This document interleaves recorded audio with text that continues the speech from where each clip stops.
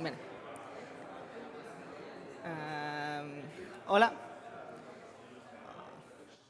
Hola a todos. Soy Luca Alvarado. Mis pronombres son ella y él. Yo hoy he venido a daros una charla sobre cómo hacer que tu programador no te odie y viceversa. Puede parecer que odiar es una palabra muy grande, y lo es, pero el problema es que no podía poner como título de la charla cómo evitar tensiones en tu equipo de desarrollo entre las personas técnicas y no técnicas, porque es muy largo y no soy Keita. Entonces, decidí poner esto. Vale, un poco de mi background. Yo he trabajado a unos 6 años haciendo videojuegos. Los primeros años estuve un poco como game designer y luego me pasé a la programación. He programado Dawn of the Monkeys 2099, también trabajé en el Friends vs. Friends, si los conocéis. Y ahora mismo estoy haciendo el Fallen Stars and Other Celestial Objects, que tenemos que estar en el Guadalindi, podéis venir a vernos, aunque a lo mejor ya es un poco tarde. Pero pasaos a probar el jueguito, please. Vale. Uno de los mayores problemas... Vale, he trabajado en 8 equipos distintos y he visto patrones en todos estos equipos de cuáles eran las mayores dificultades como persona de programación cuando las dinámicas entre la programación y el resto de los campos no son especialmente fluidas. Especialmente el tema más gordo que he visto es la implementación. A la hora de implementar cosas, suele ser ese espacio en el que no se sabe de quién es la tarea, porque es el momento en el que se junta lo que es lo técnico, el engine, el proyecto, con lo no técnico, que tiene que meter el artista, el arte, el diseñador, el diseño, el músico, la música, etc. Vale, esto es un ejemplo de lo que suele ocurrir y he visto muchas veces en muchos equipos. Este es un ejemplo de un artista y dice, pues puedes meterme estas sprites en el juego. Y le dices, bueno, ¿por qué no lo metes tú? Porque tengo otras cosas que hacer. Yo al fin y al cabo tengo otras tareas.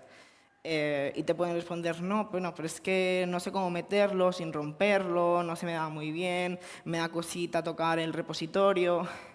Y dices, bueno, al final es una tarea que te toca hacer y lo haces. Pero claro, tú no sabes exactamente cómo esa persona quiere eso que te ha pasado.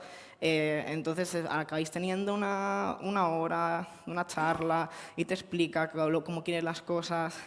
Y para comprobarlo, de que todo quede bien y que te dé el visto bueno, al final le mandas un vídeo.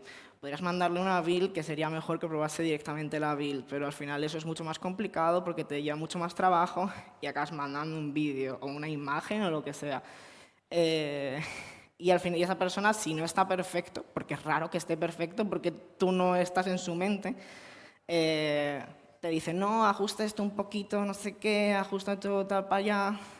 Y acabáis en una especie de partido de ping-pong extraño en el que el programador es un intermediario súper frustrado porque no está haciendo nada, no tiene ningún tipo de agencia, solo es un mandado.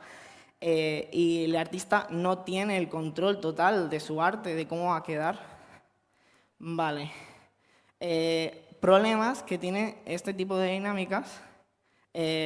También un problema es un alto mantenimiento. Al final, si la persona que tiene que subir algo, especialmente, por ejemplo, un artista, no tiene acceso al repositorio y no lo mete directamente en el repositorio, al final se crean 4 copias del archivo. La copia que tiene por capas en su ordenador, el PSD. Luego la exportación. Esa exportación la sube a Drive o la plataforma de la nube que uséis. Y luego te la tienes que descargar y meterla en el repositorio. Somos humanos. La posibilidad de que algo se pierda por ahí y haya cambios que nunca lleguen al juego es súper alta. Sobre todo cuando hablamos de que se hacen muchos assets durante todo el desarrollo. A lo mejor la primera vez que los metes no hay problema, al final acaban en el juego porque no había nada. Pero cuando ya hay algo y hace alguien un retoque, al final los juegos quedan más mediocres porque se nos olvida meter cosas. También es un cuello de botella enorme. Los programadores tienen otras tareas que hacer Y para cada cambio que quiera hacer, la persona de diseño, artista, música, va a tener que contactar a alguien del equipo de programación y esa persona va a tener que parar su trabajo, estar 5 minutos siempre, o lo que necesite implementando. Después se lo va a devolver, va a tener que esperar otra vez a tener una respuesta y se lo va a devolver y va a espera. Y al final vamos a evitar hacer estas cosas porque se crea fricción. Y la fricción al fin y al cabo es el trabajo que tienes que hacer para crear un cambio. Si tú haces un cálculo del beneficio, vale, a lo mejor el beneficio de montar todo este pifostio para hacer un cambio de un píxel, pues a lo mejor no te merece la pena. ¿Y qué queda? Queda un juego más mediocre, porque no has podido ajustar las cosas tal y como te gustaría. También se pierde agencia. Al fin y al cabo, parte del trabajo de los programadores es que las personas artistas, diseñadoras, puedan tener una visión artística, ¿no? Ellos tienen la visión artística y tú les ayudas a realizarla. Pero yo no tengo esa visión artística. Yo a lo mejor no estoy en todas las reuniones de arte para saber exactamente cómo se quiere el producto final. Entonces, las personas que crean ese arte o ese diseño pierden el control sobre su creación, pero a lo mejor no acaba como ellos desearían. Y las dinámicas del equipo empeoran, porque al final, he puesto en el título odio, pero a veces sí es un poco resquemor de, ay, Dios mío, ya me está hablando otra vez esta persona porque quiere que le meta no sé qué. Y se crea tensiones en el equipo de, uff, de no quiero que me hable esta persona porque siempre que me habla es para meterme más trabajo. Y eso al final repercute en el juego, porque evitamos relacionarnos con nuestros compañeros, evitamos comunicarnos, que es súper importante en un equipo. Vale, ¿por qué ocurre esto? En plan de, he hablado de lo que ocurre, pero ¿por qué? Bueno, uno de los principales problemas es que vemos que la programación solo es algo que está al alcance de la gente que tiene la cabeza para ello. Existe este arquetipo de, si no eres una persona que se te da bien las matemáticas, que se te da bien los puzzles, solucionar problemas, no puedes hacer nada relacionado con la programación. Ya no programación, sino nada relacionado. Y eso produce barreras mentales en personas que, pues, especialmente si son de colectivos marginalizados, especialmente mujeres, que como no se identifican con este arquetipo, tienen un miedo de no tocar un programa porque si lo hacen mal van a hacer que todo el mundo piense que son inútiles y van a sentirse inútiles y no quieren, entonces tienen ese miedo a ese feedback negativo. Entonces, eso hace que todas las personas que no sean un señor cis, blanco, hetero, que tiene ese tipo de inteligencia específicamente, o que ha tenido esos gustos, están alienados de la creación de software. Porque al final, aunque tú no programes, si estás haciendo un juego, el juego es un software y tú debes ser partícipe de esa creación. Y todo el mundo tiene derecho a ser partícipe.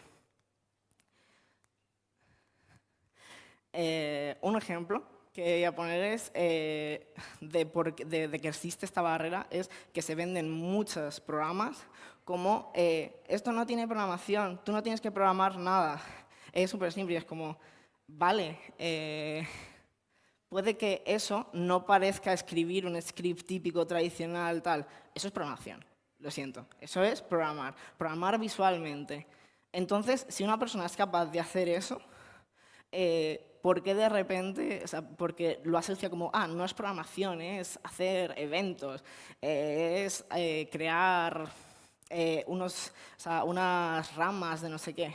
Si puedes hacer eso, ¿cómo no vas a ser capaz de tratar cualquier otro programa de software, de creación de software? Vale, y otro problema también, este es a nivel de educación, que es la ultraespecialización. Al principio los equipos eran chiquititos, pero llegó un punto en el que tenemos equipos súper grandes, equipos de más de 50 personas, 200, 300, los que sean. ¿Qué pasa? Que en esos equipos hay roles súper ultra específicos. La gente que, o sea, existen, por ejemplo, roles de gente que solo se dedica a decorar escenarios, a meter assets de otras personas y decorarlos. Entonces, en las universidades, en los másteres, se enseña a los chavales a cómo ser la persona específica de que va a entrar a un estudio AAA y va a hacer eso. ¿Por qué? Porque a lo mejor en un estudio AAA las 200 personas no tienen acceso al repositorio. No, las 200 personas no meten ni implementan el arte. Suele ser una persona a lo mejor technical artist, alguien que tenga precisamente ese cargo intermedio. Pero nosotros somos indies. Y la mayoría de casos en los que he trabajado hablamos de entre 5 o 10 personas como mucho. Y si intentamos replicar esas estructuras que hemos heredado de los AAA en nuestros equipos, no va a funcionar. Las 5 personas al final vamos a tener que tocar un poco de todo. Y esa idea lo que hace es convertir diseñar. ¿Qué es diseñar? Es rellenar documentos.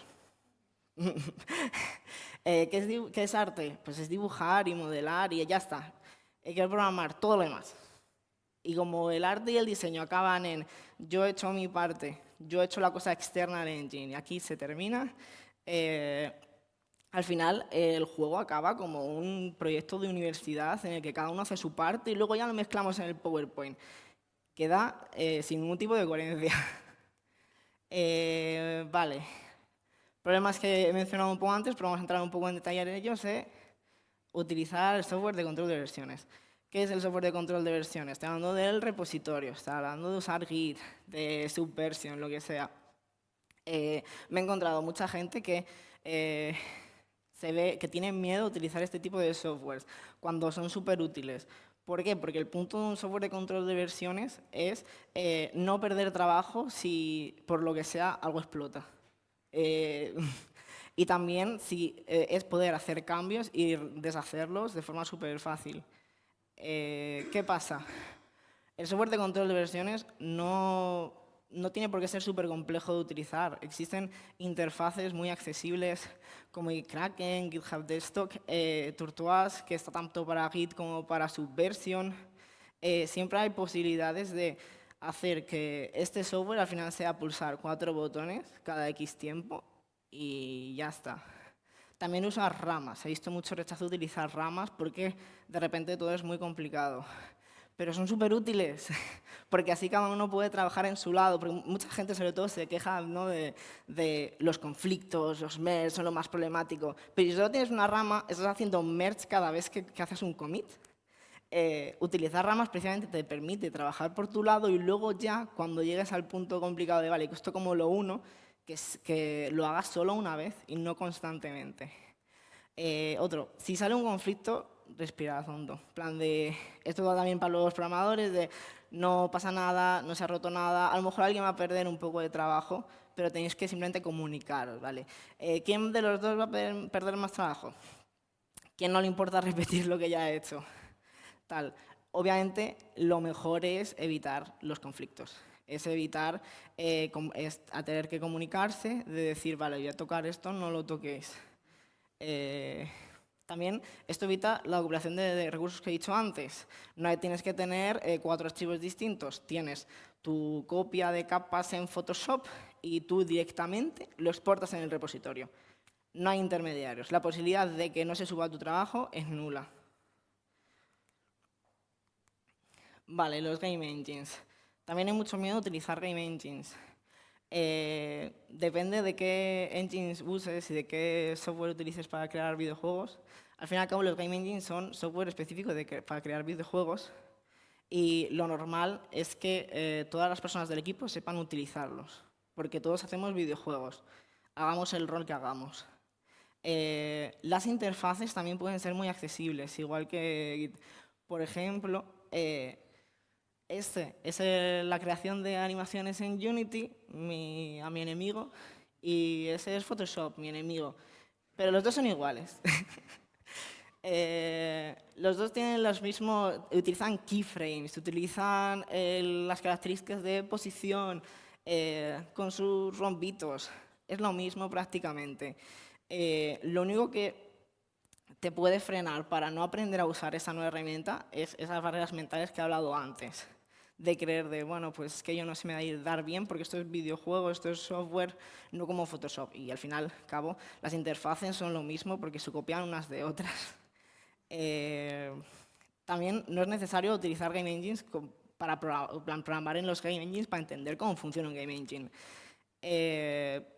Cosas, por ejemplo, como menciona Unity, pero Unreal también se venden como renderizado en tiempo real de películas y cosas así. Entonces también están hechos para que personas que son artistas, modeladoras, diseñadoras, puedan utilizarlos sin tener que programar una sola línea de código. Vale. El hecho de que todo el mundo use el Game Engine lo que hace significa que todos los ciclos de arreglar cosas son súper rápidos. ¿Por qué? Porque soy artista, quiero modificar un píxel, lo modifico, lo subo, comiteo, para arriba. Fin. No tengo que involucrar a otra persona, no tengo que esperar a que me mande cómo ha quedado. Además, lo más importante, puedo ver cómo mi trabajo se ve en el producto final. Esto pues son unos GIFs que el Team Kitty nos ha dejado, que también están aquí en la feria, y a verles también. Gracias, persona desconocida. Y esto, que está en AseSprite, tú puedes echarle todo el trabajo que quieras a eso que está en AseSprite, dejarlo todo lo bonito que tú quieras, pero eso no es tu trabajo final. Eso no es lo que tú estás creando. Tú no estás creando una imagen en AseSprite. Tú estás creando el videojuego. Eso es el asset final. Eso es lo que va a ver el jugador, no esto. Entonces, si no puedes estar, cada iteración que haces, cada cambio que haces, no lo puedes estar todo el rato viendo en el producto final, ese es tu trabajo, vas a dejar cosas bastante mediocres. Porque que algo funcione en AseSprite, en Photoshop, no significa que vaya a funcionar en el juego, en el contexto en el que está creado para existir. Y lo mismo con diseño. Si tú diseñas, si estás, por ejemplo, diseñando, balanceando una economía, tienes que estar testeando todo el rato si esa economía funciona. Vale, ¿cómo lo solucionamos? Una de las cosas que se utiliza para solucionar esto es que todo el mundo pueda implementar sus propias cosas, son las herramientas. ¿Qué son las herramientas? Las herramientas es cualquier software que facilite el desarrollo. En este caso, de las que quiero hablar son las que estandarizan el contenido del juego. Eso significa que tú puedes crear contenido sin tener que escribir una sola línea de código. Tú creas el contenido, lo metes de la forma en la que se espera y eso ya se ejecuta. ¿Por qué? Porque ya se ha creado un código hiperestandarizado para que todo sea aceptable. Esto es un ejemplo de una herramienta de diálogos que he creado yo. Y entonces solo te deja ciertas cosas, como puedes meter texto, ya está. Puedes meter en esta línea X, que es lo que va a esperar el programa. Y entonces hace súper fácil que un diseñador de narrativa pueda meter en plan de diálogos y diálogos y diálogos y los meta y ya está. Y no es trabajo ni para mí, ni tiene que utilizarme de intermediario para meter su trabajo. También externalizan el contenido. Eso significa que no tienes que estar cambiando, que por ejemplo en el repositorio puedas tú tocar tus archivos, tú modificas tus archivos y no tienes que estar pisando algo del otro porque tenemos todo en el mismo sitio. También agilizan el desarrollo por los motivos que he dicho antes, porque puedes meter cambios al instante. Utilizas la herramienta, metes tu cambio, lo guardas y como está ya todo pensado, eso directamente acaba en el juego. También, y lo más importante es que dan independencia a las personas con roles no técnicos, que al final también les importa su trabajo y les importa tener ese toque final y sentir que están creando ese videojuego. Vale. Tips para implementar herramientas. Tener una conversación en vuestro equipo de qué es lo que más os duele. En plan de, yo cada vez que trabajo, esto es algo que tengo que hacer constantemente, que es repetitivo, y es lo que más tiempo me lleva, que no es la parte creativa, ni es la parte de estructura del diseño. Hablad cuáles son vuestros dolores, plantead ideas de qué maneras podréis solucionarlos, qué herramientas podréis crear. Las herramientas tienen que ser siempre una conversación, es decir, entre la persona que la crea y la persona que la necesita. Porque si al final lo que hacemos es coger, no, mira, yo necesito una herramienta para hacer esto, toma, equipo de programación, hacedla. El equipo de programación la hace y luego no hace, la herramienta no es exactamente lo que tú necesitas. O tiene problemas de UI porque nadie de UX ha entrado ahí a explicar, ¿no? Muchas veces se quejan de que los programadores creamos herramientas que no entiende nadie. Bueno, es que el programador no tiene por qué saber de UX y las herramientas necesitan UX. Entonces deberíamos estar todos también creando la herramienta, igual que todos estamos creando el juego. Otra cosa es, a veces no hace falta crear una nueva herramienta para encontrar algo, para solucionar el problema, porque cosas como los engines tienen muchísimas herramientas, que en este caso pueden ser Scriptable Objects, los resources de Godot, etc.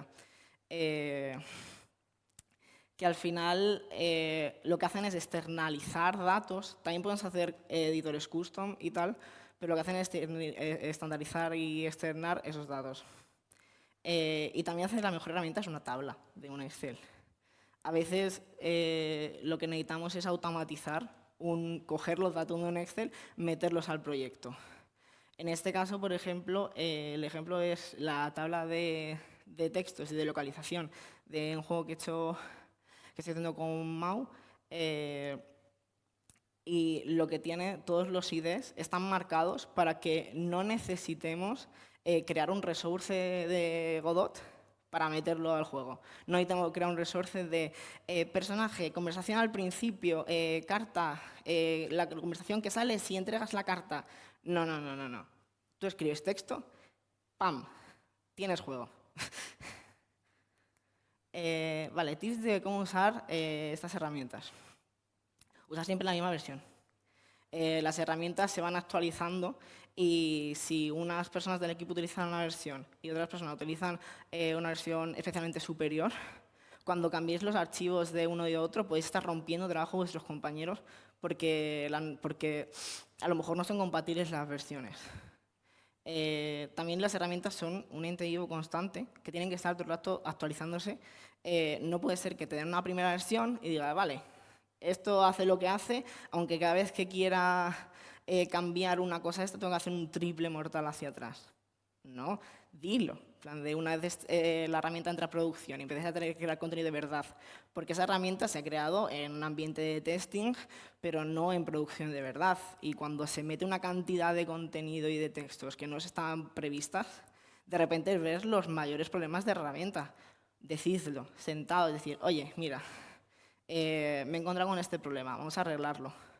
Yo en algún equipo me he encontrado de tener una herramienta durante meses, de repente utilizar ya la herramienta para arreglar un bug de alguna cosa y darme cuenta de, pero ¿cómo están trabajando así? ¿Cómo están utilizando esta herramienta si tiene un fallo tremendo? En plan de, por ejemplo, de que al darle al guardar, no o sea, cuando tú cargas un archivo y luego lo guardas, no hay un autoguardado directamente entiende cuál es el archivo de guardado. Ni siquiera autorrellena el nombre del archivo. Y eso es un problema, porque si no se acuerda del nombre del archivo, tienes que acordarte tú. Y estuvieron trabajando meses así. Y la primera vez que lo toqué dije, esto es horrible. Pues hablad con vuestros compañeros, que no haya problemas de comunicación, que no os guardéis las cosas de, ay, no, es que no quiero darle problemas a Pepito, que ya está con otras tareas. No, somos un equipo, queremos ayudarnos. Vale, otra cosa que es muy útil, estándares de nombrado.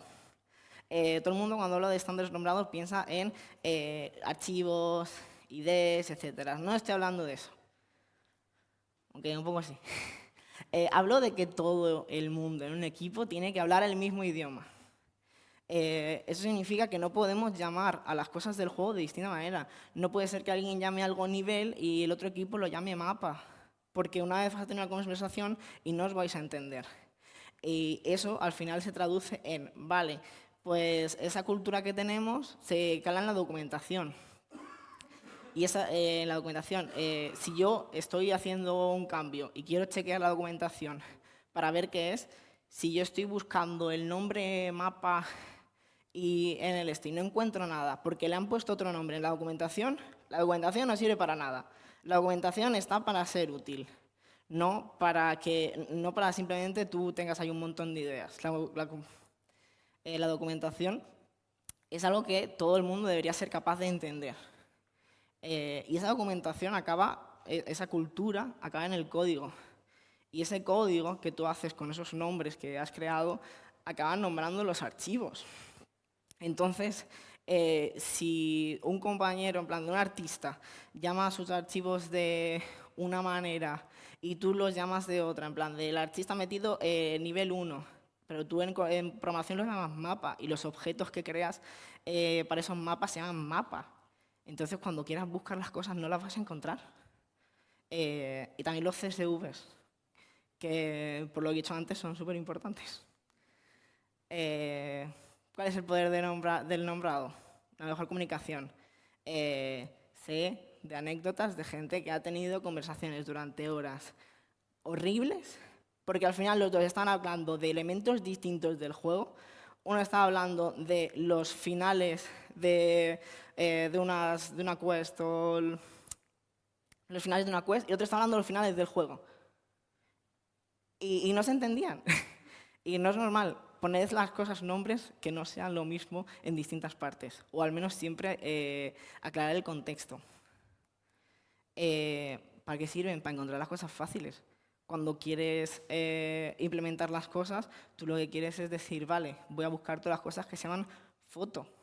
Y quiero todas las fotos con el nombre de foto. Si les pones a estas fotos solo los nombres de los personajes o un número o lo que te apetezca en ese momento, voy a tener que estar excavando a ver qué tengo en todo el proyecto para implementarlo.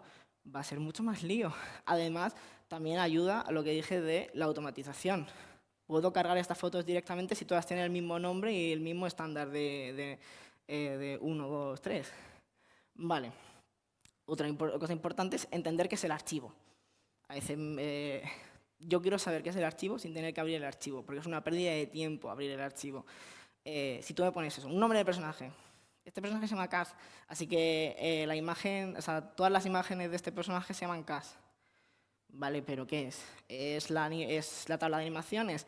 ¿Es el objeto que contiene la información de este personaje? ¿Qué es? Vale, bueno, pero vamos a crear una serie de nombres, vamos a llamarlo de la jaula 1. Hablamos, por ejemplo, del Kingdom of the Monkeys, tienen una jaula. Jaula 1, personaje 0. Vale, ahora sé de dónde es, lo tengo ubicado, pero también soy una persona y yo no sé cuál es el personaje 0. Lo mejor sería también especificar algo entendible. Pues el personaje 0, Kaz, vale. Ya sé quién es Kaz, ya sé qué jaula pertenece, se pueden automatizar cosas, etcétera, etcétera. Automatización, como ya he hablado antes. Vale, otro tema. Hay que evitar los cambios de última hora en nuestros proyectos. Porque cuando hablo cuando hablo de cambios de última hora, me refiero a cambios estructurales. Y eso es no, por favor. No cambiéis cosas a última hora y tiréis el trabajo de vuestros compañeros a la basura. Vale, o sea, hay que preguntar, oye, este cambio que quiero hacer, ¿cuál es el impacto en el equipo? Pero no así tampoco. Hay que pensarse las cosas bien antes. En la preproducción tenemos que prototipar. Y una vez se prototipa, se hace una estructuración de cómo va a ser todo el juego. Y hay que bajarlo. Y hay que tener claro cómo va a ser. Y eso es lo que va a sentar los precedentes para el resto de la producción. No puede ser que diseño se quede en un estado de preproducción constante en el que se hacen cambios constantes sin entender si van a funcionar o no van a funcionar.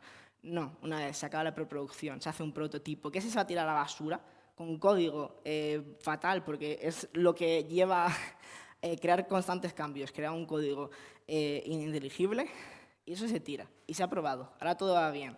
Vale, vamos a hacerlo, ahora vamos a hacerlo, pero bien. Cuando hablo de eso, de cambios, no hablo de meter más contenido.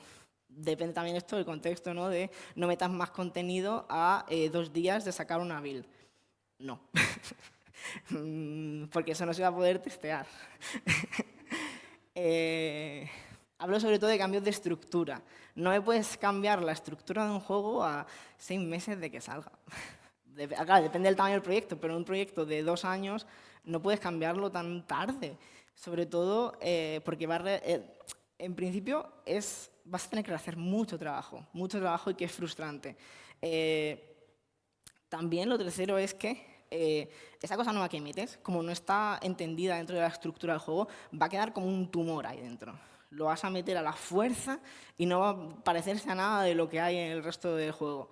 Y se puede pensar, bueno, pero el código tiene que ser flexible, hay que evitar dependencias, tiene que ser escalable.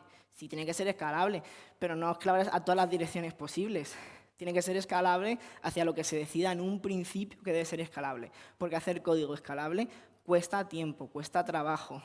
Además, cuanto más flexible es un código, menos entendible es. Porque más complejo es. Entonces hay que tener una idea de cuando se cierra el diseño, que hay que cerrarlo en algún punto, cuando se cierra, vale, hacia dónde queremos escalar y comunicarlo a programación.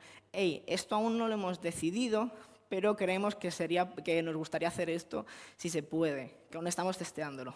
Vale, lo comunicas, entonces de programación se puede crear esa flexibilidad. Lo que no se puede crear esa flexibilidad cuando ya está todo el sistema montado. Todas las ideas y todos los cambios, en el momento en el que sea del desarrollo, hay que hablarlos. De nuevo, comunicación es lo más importante en un equipo. Se habla, vale, esto, ¿cómo de complejo es para el equipo de programación?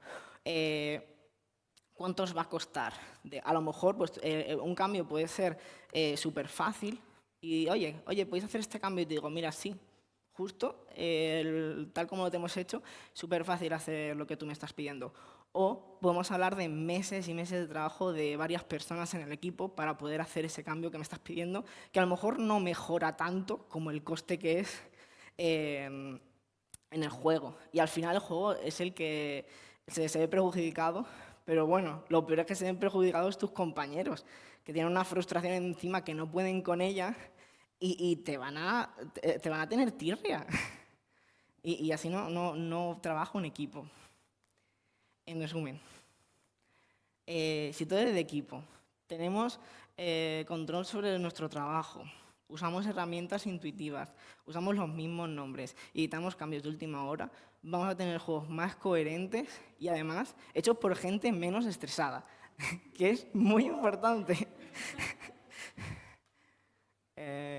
Muchas gracias.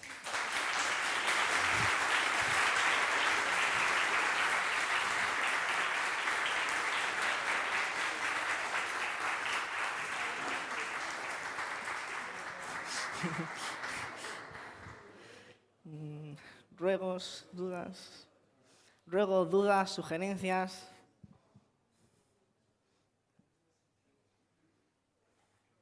¿Nadie?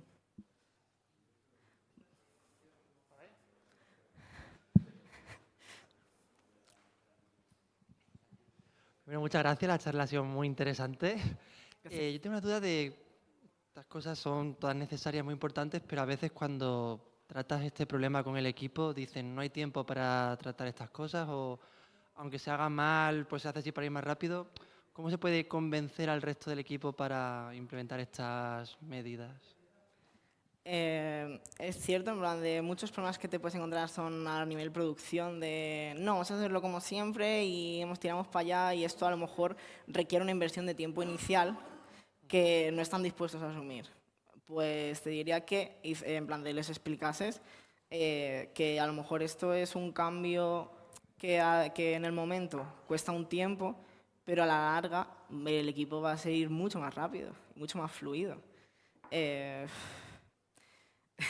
Que al final se piensa mucho a corto plazo, pero no a largo plazo del estado del proyecto y del estado del equipo, especialmente.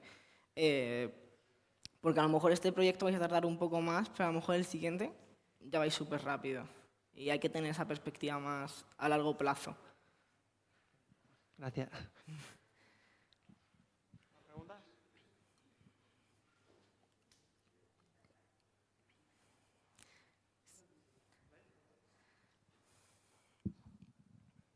Yo, continuando un poco la pregunta aquí del compañero, ¿cuánto tiempo crees más o menos que podría tardarse en implementar este tipo de situaciones? O sea, ¿cómo ves la dificultad de convencer a un equipo que no ha usado ninguna de estas metodologías o ninguno de estos consejos, o sea, ¿cómo ves la dificultad ahí? O sea, ¿cómo de difícil puede ser un equipo que está en principio en contra llevarlo hasta ahí?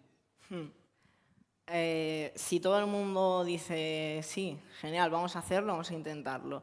Creo que también depende mucho de lo grande que es el equipo, cuánta gente de cada departamento tengáis, porque si lo que hay que hacer en este caso es mover conocimiento del equipo de programación al resto de equipos, pues si solo tienes una persona de programación y tenéis 6 artistas, vais a tener un problema mucho más grande. Pero en casos normales, lo ideal sería seguir un poco la vida normal, pero hacer ejercicios como per implementación, como lo quería llamar. Es decir, que a lo mejor el trabajo que haría el programador lo hace con el diseñador, artista al lado. También depende qué necesitéis en el equipo. Si no tenéis herramientas, desarrollar una herramienta pueden ser meses de trabajo. Y eso depende de cuántos seáis y tal. A lo mejor en este momento no podéis implementar porque tenéis una deadline dentro de 2 meses, pero sí que esperaría el momento en el que podáis hacerlo, ir implementando los cambios poquito a poco, ir teniendo en plan de que pues eso, pues alguien que es de diseño de programación pueda tener a lo mejor una hora, 2 a la semana con una persona que tenga el conocimiento que sí, porque también si una persona de programación educa a otra persona, por ejemplo, del equipo de arte, esa persona de arte ya se convierte en alguien que tiene ese conocimiento y puede transmitirlo a los demás. Entonces, intentar poco a poco que todo el mundo vaya aprendiendo a utilizar las herramientas necesarias para implementar las cosas que tienen que hacer. Vale, guay, gracias.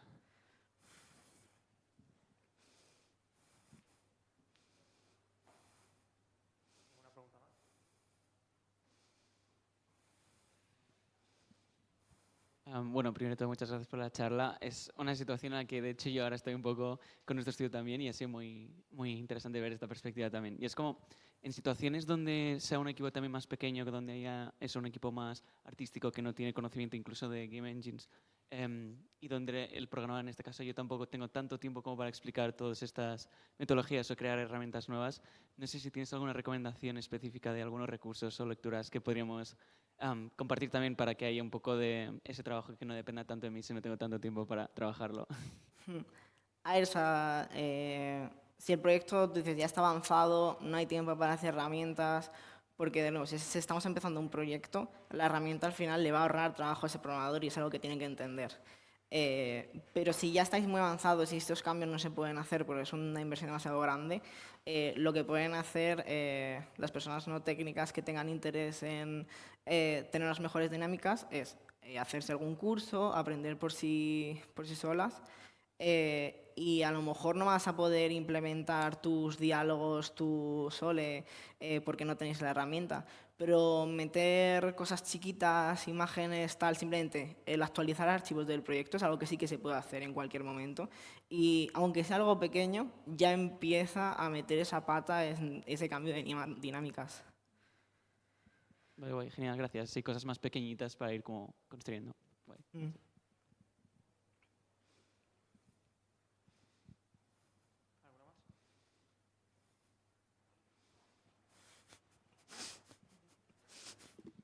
Hola. La desconocida. Yo te quería preguntar, porque al final las grandes partes de comunicación entiendo que van en una fase de preproducción para dejar muy claro cómo vamos a funcionar, pero también pasa que bueno, en lo indie nos venimos arribísima muchas veces y decimos vamos a hacer algo diferente y se nos va de madre y hay muchas cosas que realmente hasta que no estás muy dentro de un prototipo ya muy avanzado no sabes si funcionan o no, porque estás creando mecánicas que no tienes referencias, que nadie ha creado antes. Entonces, ¿cómo puedes coordinar estas cosas cuando estás innovando para que no se te vaya de madre y te lleve 2 años la preproducción? Uf. Una preproducción larga.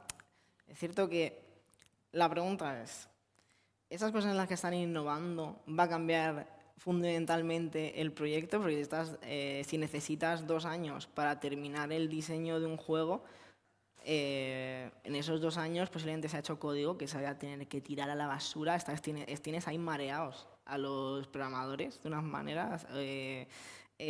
difíciles de entender.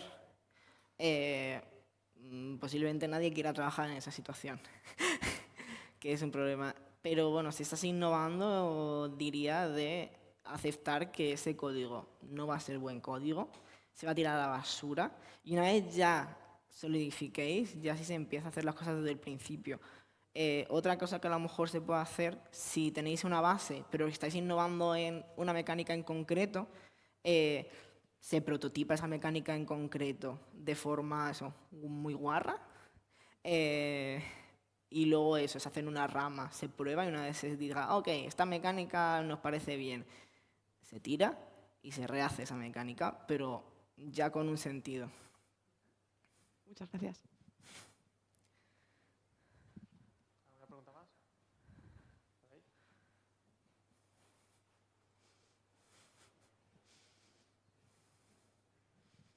Hola, muchas gracias por la charla porque, bueno, sabes que es algo que muchas personas pensamos también, todo este tema que has comentado.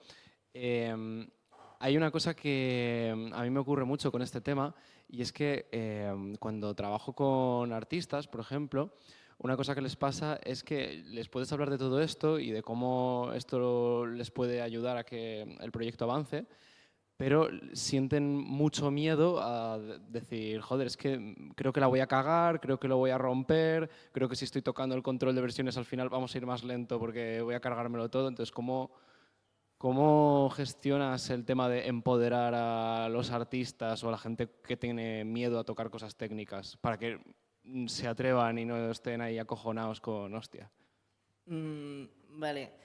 Yo primero tomaría el paso de explicarles que entiendan bien cómo funciona el sistema de control de versiones. Porque yo sé mucha gente artista que sabe lo que es un repo, sabe lo que es hacer un commit, pero realmente no entienden cómo funciona la herramienta. Solo tienen una idea de cómo es la interfaz. Entonces, si le explicas bien, vale, el punto de tener esta herramienta es que puedas cagarla todo lo grande y no pasa nada. Esto se deshace, haz todas las pruebas que quieras, no es importante, te haces una rama de pruebas, metes lo que quieras, luego también acompañarles de, vale, has metido tu cosa, vamos a estar una horita juntos, vamos a ver qué archivos has modificado, cómo esto luego se mergea, cómo se hacen todos estos cambios. Si las primeras semanas necesita ayuda cada vez que quiera hacer un merge o que quiera hacer algo, necesita que estés ahí un tiempito chequeando que esté bien, pues hay que estarlo. Hay que dedicarles ese tiempo, hay que dedicarles paciencia, también que vean que tú no les culpas por los fallos que puedan tener, que entiendes que están aprendiendo, y animarles desde yo creo que puedes, no pasa nada si te equivocas, estamos aquí para aprender, voy a acompañarte, voy a darte de la mano hasta que tú seas capaz de volar sole. Muchas gracias y eres muy grande, Luke. Gracias.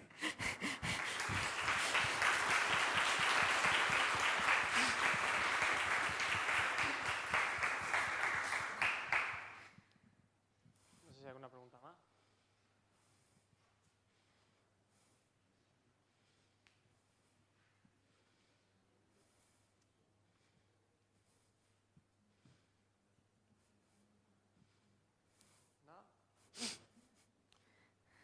Bueno, pues muchas gracias por haberme escuchado. Espero que os sirva y lo podáis implementar en vuestros equipos.